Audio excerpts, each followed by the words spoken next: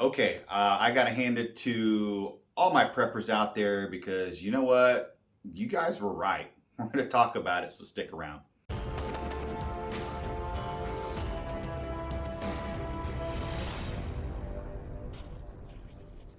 So, welcome to my channel. I thought it'd be a good topic right now to talk about preparing for, the next ammo shortage. And I know we haven't really recovered from the last one. We've got what I believe to be a really narrow window to get ready for the next run because it's really not a matter of if, it's a matter of when. Uh, and as I mentioned before, the prepper community, you guys had this right. I would love to see the prepper episode of the guy that was planning for the pandemic. Like that guy, I mean, he should get a reward. Like they should have a reward like $10 million or something for the guy that gets the apocalyptic scenario correct. Because once everybody realized that guns and ammo was flying off the shelf, there was a lot of people kind of caught off guard and they weren't prepared for that. And of course, people probably were asking you if you had ammunition, looking for 45 or where to get it. And you're like, I don't know where to get it. I have no idea. But it's true.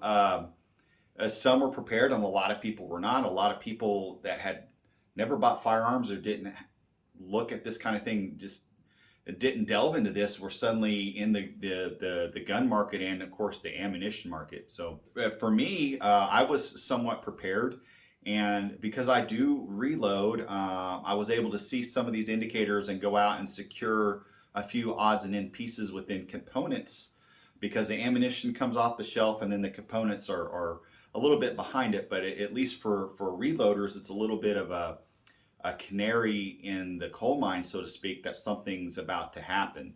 Fortunately for me, I did not spend the last year worried about my ammunition stockpile. It really didn't slow me down that much on shooting. I got to shoot a lot. Of course, it's not 100%. There are some calibers and cartridges that I've slowed down or I can't shoot at all, but for the most part, I've fared pretty well, and partially because I do shoot and reload. It's a hobby of mine, so I was somewhat prepared and I have enough to last me for a little while. So really what I want to talk about today is kind of building a strategy for the next one, and how much do you think, how much do you really need? And that's probably going to depend on you, what your needs are, how much you shoot, and so on. If you're a frequent shooter like myself, you're going to need a little bit more, but if you occasionally go to the range for practice or what have you, you really don't need that much. So I'm not advocating go out and buy 55-gallon drums of ammunition or anything like that. So the other part is I don't have a crystal ball. I have no idea when the next ammunition run or when really will come out of this one fully. But there are some things that we can look at to kind of help us identify some of those things. So right now, we look at the recovery, we're starting to see ammunition available online. Even some of the retailers are offering some sales on certain calibers like 223 and 9mm. You can find that stuff. The mom and pop shops are starting to get really full. Of course, they've managed to keep ammunition in stock, I think, to some degree over the course of the pandemic, because they were limiting transactions, or the prices were particularly high, so people weren't buying it, or they wouldn't let you buy it unless you bought a gun, which is understandable. They're trying to sell firearms, so it's hard to sell a gun if you don't have ammunition. The last thing we haven't really seen kind of recover for the most part is the main box stores. I think at the point that happens, if you haven't started making moves to get your ammunition situation squared away just yet, it's probably time to get moving.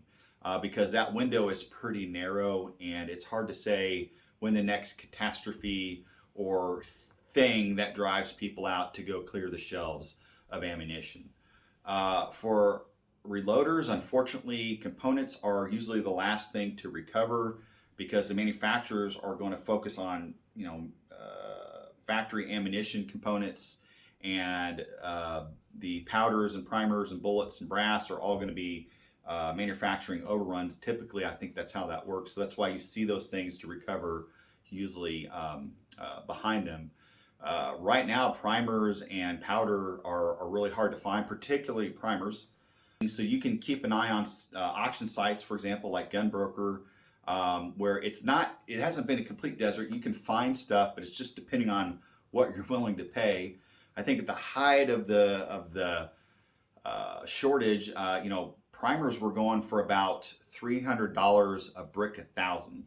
Now, for those of you guys that don't reload, to put that in perspective, pre-pandemic prices were probably about $35 to $40 for 1,000 on the top end. So that's a huge spike. And now what we've seen is actually on Gunbroker, you're seeing those primer prices go down, and I've seen auctions now for under $200. I'm hoping in the next couple months, maybe we start seeing those bricks come down to maybe under $100. I know that's not ideal, but realistically, I don't know if we're going to fully recover within this current year. Why is that important? In my opinion, is we're getting ready to go into another political cycle. We've got the midterms coming up, and I think there's probably a likelihood that we could see another run on ammunition, another run on firearms.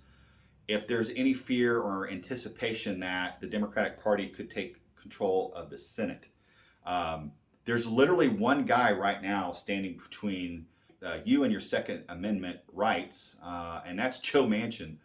It's a Democrat. It's a Democrat standing between crazy gun legislation and anything that the extreme left wants to do with gun restrictions and those kinds of things. Joe Manchin is really standing between that effort. So for that alone, we should all just write a check to Joe Manchin's campaign, because he single-handedly helped stop some of that movement.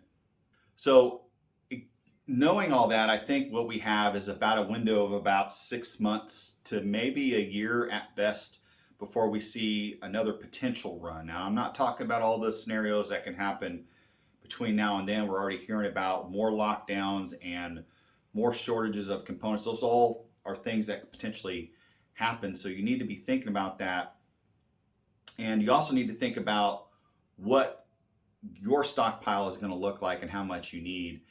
I would plan on probably the next couple years, because in the event that the Democratic Party does gain control of the Senate, they're going to ram as much partisan legislation through the House, through Congress, and straight to the president's desk, and that's going to drive more of the panic buying of guns and ammo for the next 2 years. If for whatever reason the Republicans are able to gain control of the Senate, it's a very, very slight margin, I would think that the overall gun market and the ammunition stuff will probably calm down. And believe it or not, gun sales and ammo sales will probably drop at least for the next year or two. But you really need to think about what your needs are to cover you at least for the next couple years.